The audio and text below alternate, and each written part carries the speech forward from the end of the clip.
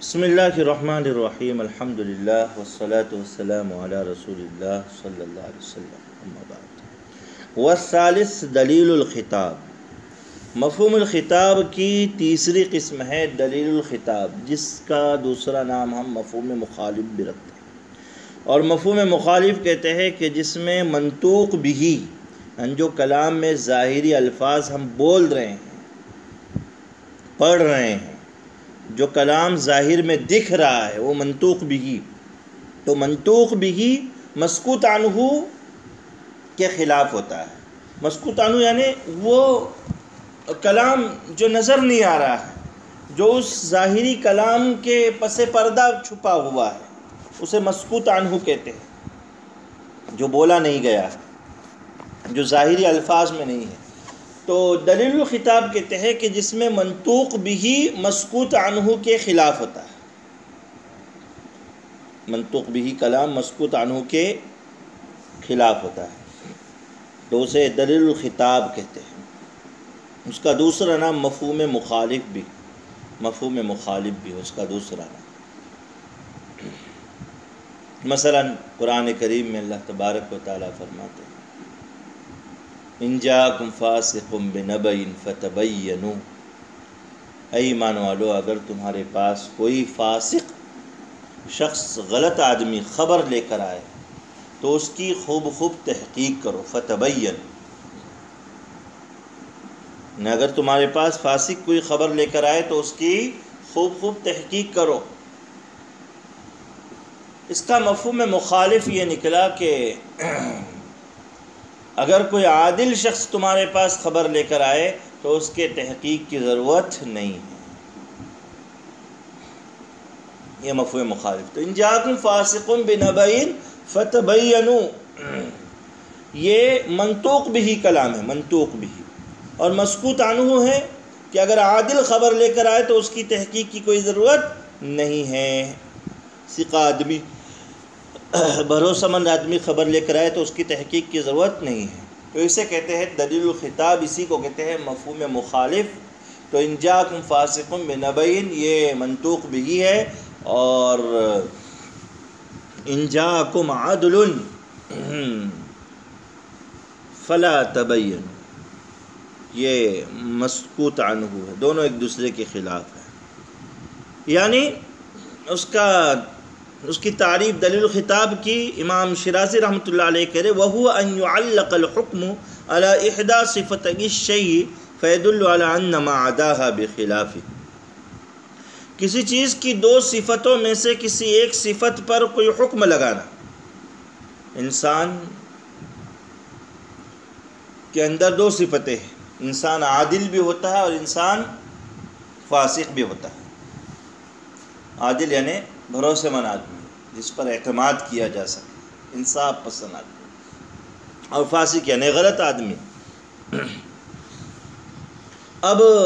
فاسق جو انسان کی ایک صفت ہے، اس پر حکم لگایا گیا قرآن میں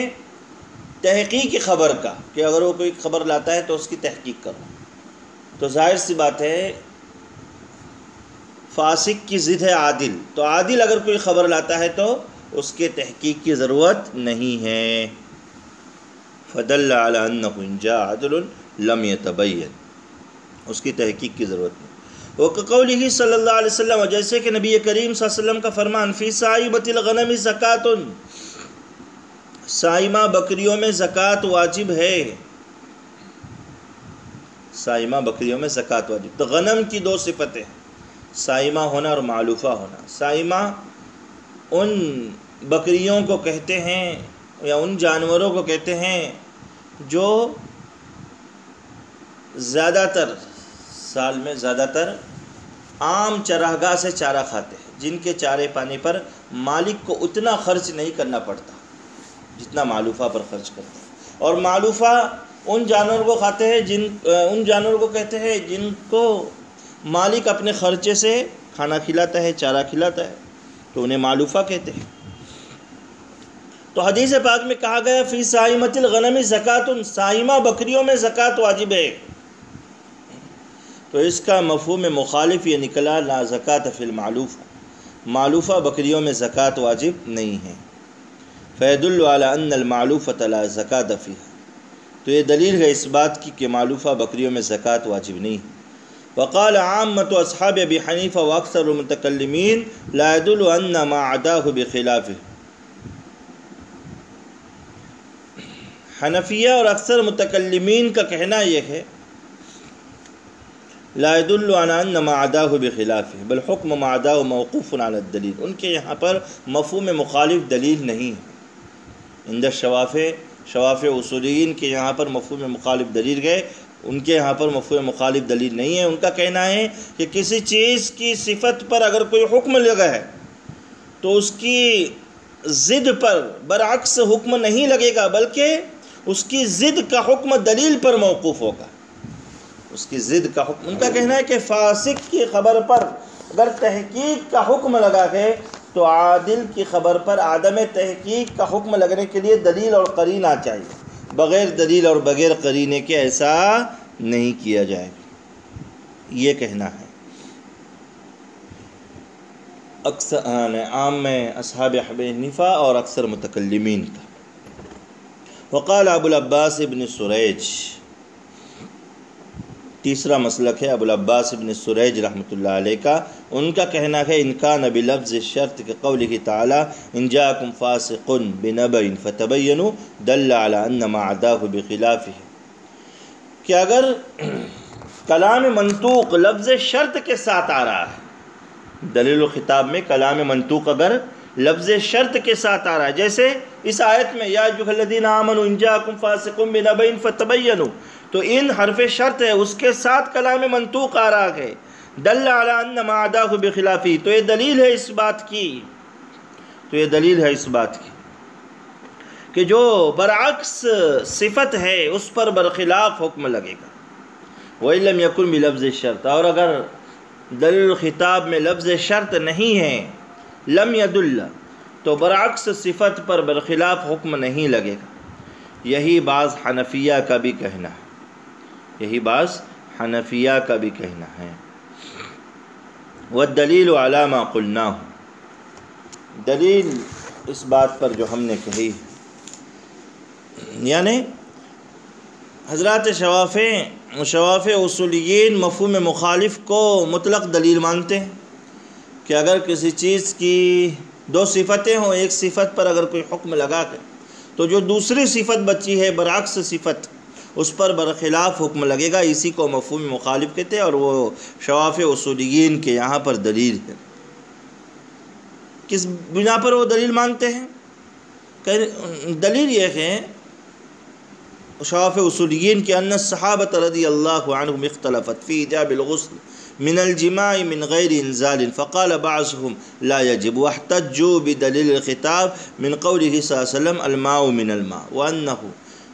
لما اوجب من الماء دل على انه لا يجب من غیر ماء، ومن اوجب ذکر ان الماء من الماء منسوخ فدل على ما ذکرنا۔ جی کہتے ہیں کہ بھئی دیکھیے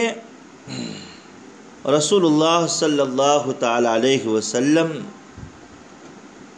کے بعد صحابہ کرام میں ایک مسئلہ مختلف ہی ہو گیا تھا کہ اگر کوئی شخص اپنی بیوی سے جماع کرے لیکن منی نہ نکلے اس کا، تو کیا اس پر غسل واجب ہوتا ہے یا نہیں؟ انصار کا کہنا تھا کہ غسل واجب نہیں ہوگا، مہاجرین صحابہ کرام رضوان اللہ تعالی اجمعین کا کہنا یہ تھا کہ غسل واجب ہوگا۔ انصار نے دلیل یہ پیش کی کہ دیکھیں اللہ کے رسول صلی اللہ علیہ وسلم نے فرمایا الماء من الماء، یعنی منی کا پانی نکلے تو غسل کا پانی واجب ہو جاتا ہے۔ پہلے ماء سے مراد غسل کا پانی اور دوسرے ماء سے مراد ماء منی، کہ ماء منی نکلے تو ماء غسل واجب ہوتا ہے۔ اس کا مفہوم مخالف یہ نکلا کہ اگر ماء منی نہیں نکلا تو ماء غسل بھی واجب نہیں ہوتا ہے۔ مہاجرین صحابہ کرام رضوان اللہ تعالی اجمعین نے انصار رضی اللہ تعالی اجمعین کی اس دلیل کو مفہوم مخالف ہونے کی وجہ سے رد نہیں کیا، بلکہ انہوں نے کہا کہ آپ کی پیش کی ہوئی دلیل منسوخ ہے، منسوخ ہے۔ عائشہ رضی اللہ تعالیٰ عنہا کی انہوں نے روایت پیش کی کہ اللہ کے رسول صلی اللہ علیہ وسلم نے فرمایا ہے اذا التقى الختانان وجب الغسل انزلا ولم ينزل، کہ جب دو ختنے کی جگہ یعنی مرد و عورت کے ختنے کی جگہ مل جائے تو غسل واجب ہوتا ہے، چاہے انزال ہو چاہے نہ ہو، منی نکلے چاہے نہ نکلے، غسل واجب ہو۔ تو دیکھیے انصار نے رضی اللہ تعالیٰ انصار نے الماء من الماء کے مفہوم مخالف سے استدلال کیا، مہاجرین نے ان کے اس استدلال کو قبول کرتے ہوئے کہا تمہاری دلیل منسوخ ہے۔ یہ نہیں کہا کہ تم مفہوم مخالف سے کیسے استدلال کرتے ہو۔ سمجھ میں آ گیا کہ صحابہ کرام رضوان اللہ تعالیٰ عنہم کے یہاں پر بھی دلیل و خطاب سے استدلال کیا جاتا تھا، یہ مطلب ہے۔ وَمَنْ أَوْجَبَ ذَكَرَ، تو ہماری کہی بات پر دلیل ہے کہ صحابہ کرام رضوان اللہ تعالیٰ عنہم میں بغیر انزال کے جماع کی وجہ سے غسل کے ایجاب میں اختلاف ہو گیا۔ بعض صحابہ کرام رضوان اللہ تعالیٰ عنہم یعنی انصار رضی اللہ تعالیٰ عنہم نے فرمایا لا یجب، غسل واجب نہیں ہوتا۔ واحتجوا بدلیل خطاب من قول صلی اللہ علیہ وسلم الماء من الماء، اور انہوں نے الماء من الماء کے حدیث کے مفہوم مخالف سے استدلال کیا اور کہا کہ جب مائع منی نکلے گا تو غسل کا پانی واجب ہوگا، اور مائع منی نہ نکلے تو غسل کا پانی واجب نہیں ہوگا۔ وَمَنْ أَوْجَبَ، اور جنہوں نے یعنی مہاجرین رضی اللہ عنہ نے جو غسل واجب قرار دیا ہے انہوں نے کہا الماء من الماء والی دلیل منسوخ ہے، فدل علی ما ذکرنا، تو ہماری ذکر کردہ چیز پر دلیل قائم ہو گئی، یعنی مفہوم مخالف اس سے استدلال کیا جائے گا۔ مفہوم مخالف مستدل ہے، دلیل ہے، ایک بات تو یہ ہو گئی نقلی دلیل۔ وَلِأَنَّ، اب عقلی دلیل یہ پیش کر رہے ہیں وَلِأَنَّ تَقْيِيدَ الْحُكْمِ بِالصِّفَةِ يُوجِبُ تخصیص الخطاب فاقتضى بإطلاقه النفي والإثبات كالاستثناء، کہتے ہیں کہ اگر کوئی حکم کسی صفت کے ساتھ مقید ہو کر آ رہا ہے، اگر کوئی حکم کسی صفت کے ساتھ مقید ہو کر آ رہا ہے تو اس کی وجہ سے خطاب یعنی عام خطاب کی تخصیص ہوگی، عام خطاب کی کیا ہوگی؟ تخصیص ہوگی۔ اور اگر کسی حکم کو مطلق رکھا جا رہا ہے، مطلق رکھا جا رہا ہے تو وہ نفی اور اثبات دونوں کو شامل ہو، نفی اور اثبات دونوں کو شامل ہو۔ یعنی مفہوم مخالف کے اندر چونکہ حکم ایک صفت پر لگتا ہے، صفت کی ایک یعنی کسی چیز کی ایک صفت پر لگتا ہے، تو اگر مثبت حکم آیا ہے تو پھر اس صفت کی جو برعکس رہے گی اس پر منفی حکم آئے گا، جیسے استثناء کے اندر ہوتا ہے،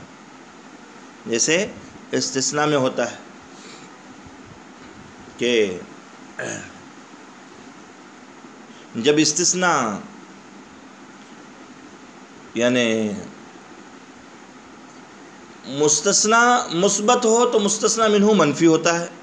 اور مستثنیٰ منہ منفی ہو تو مستثنیٰ مثبت ہوگا۔ تو جیسے استثناء میں اس طریقے سے ہوتا ہے معاملہ، جیسے جان الناس الا زید، میرے پاس لوگ آئے مگر زید، یعنی زید نہیں آیا، الا زیدن اے ما جاء زید، زید نہیں آیا، تو الناس پر آنے کا حکم لگائے تو زید پر عدم آنے کا حکم، عدم مجیت کا حکم۔ اور اگر یہ کہا جائے ما جاءنی احد الا زید، میرے پاس کوئی نہیں آیا مگر زید، تو احد مستثنیٰ منہ ہے، اس پر نفی کا حکم لگائے، عدم مجیت کا حکم لگائے تو زید پر مثبت حکم لگے گا، یعنی آنے کا حکم لگے گا، آنے کا حکم لگے گا۔ تو جیسے استثناء میں ہوتا ہے کہ مستثنیٰ مثبت ہو تو مستثنیٰ منہ منفی، اور مستثنیٰ منفی ہو تو مستثنیٰ منہ مثبت ہوتا ہے، اسی طریقے سے